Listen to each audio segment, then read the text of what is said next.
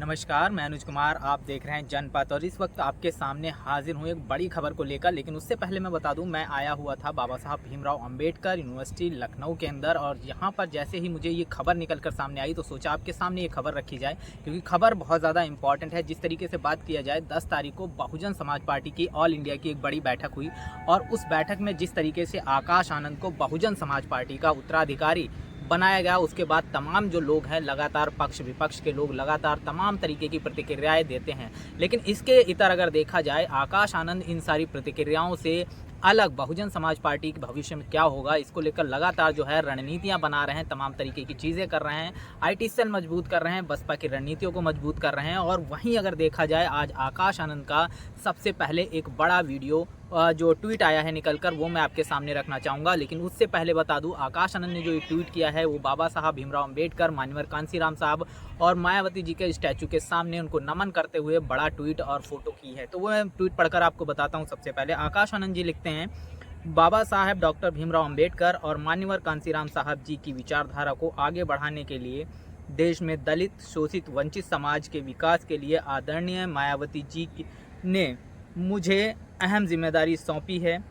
मैं उसे पूरी निष्ठा और ईमानदारी से निभाऊंगा।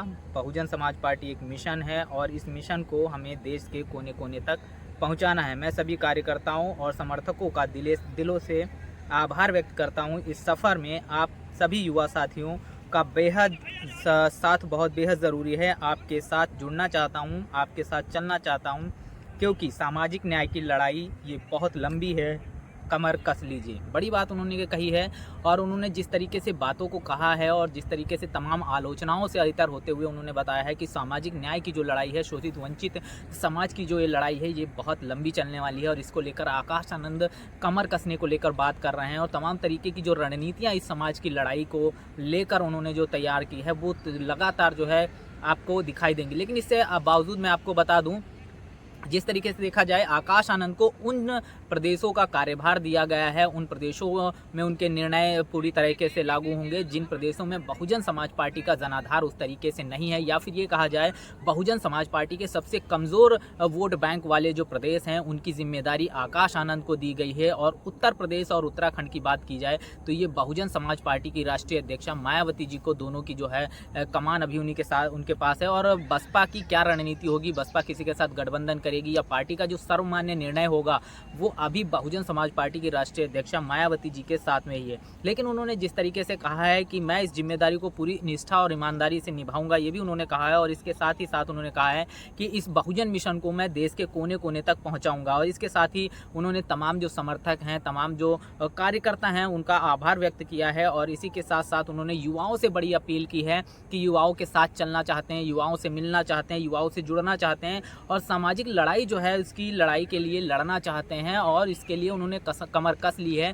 और तमाम जो समर्थक हैं, तमाम जो उनके चाहने वाले लोग हैं, बहुजन समाज पार्टी के तमाम जो कार्यकर्ता हैं, उनसे भी कमर कसने की अपील करते हुए दिखाई दिए। सबसे बड़ी बात जो निकल कर आई, जो माननीय बहन जी भी कहती थी कि बसपा में युवाओं को 50% की जो है भागीदारी दी जाएगी, और कहीं ना कहीं वो जो सपना है वो साकार होता हुआ भी दिखाई दे रहा है। आकाश आनंद जिस तरीके से देखा जाए, ये उन्होंने बात कही है और युवाओं से जुड़ने और साथ चलने और की बात कही है, और लोगों से कमर कसने की बात कही। इससे आने वाले समय में बहुजन समाज पार्टी में ये उम्मीद लगाई जा सकती है कि आने वाले समय में युवाओं की एक बड़ी भागीदारी आपको दिखाई देगी, युवाओं की एक बड़ी टीम आपको दिखाई देगी। शायद बहुजन समाज पार्टी ने आकाश आनंद को जो प्रतिनिधित्व दिया है, क्योंकि बात किया जाए, मायावती जिस तरीके से 4 बार की जो मुख्यमंत्री रही हैं और उनके चारों तरफ जो है सुरक्षा का घेरा भी रहता है, इससे कोई भी व्यक्ति उनसे सीधे तौर पर संवाद नहीं कर सकता है। लेकिन बात किया जाए आकाश आनंद की, तो आकाश आनंद से तब सभी व्यक्ति डायरेक्टली संवाद कर सकते हैं। यही बड़ी वजह रही है कि आकाश आनंद को ये जो है उत्तराधिकारी बनाया गया है, और आने वाले समय में इसका एक बड़ा इम्पैक्ट जो दिखाई देगा। लेकिन आकाश आनंद की जो